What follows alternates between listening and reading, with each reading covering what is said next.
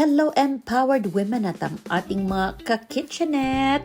Pasilip lang saglit ng aming siomai making activity during the recently held Women Empowering Women Session 2 dito sa ibang city, Norrköping City, Sweden. Talaga namang masarap itong siomai today dahil mga magaganda ang mga gumawa at nagluto ng ating siomai.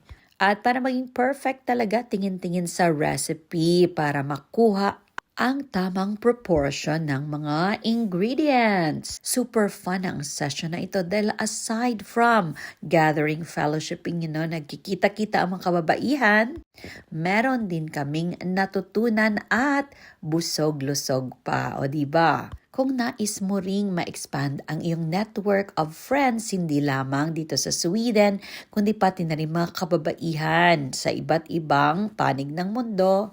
Or kung meron kang mga talents and skills na gusto mong i-share at ma-empower at ma-encourage ang ibang kababaihan, feel free to message me at join po kayo. Together we can make a difference. Cheers to all empowered women out there. Take care always and God bless.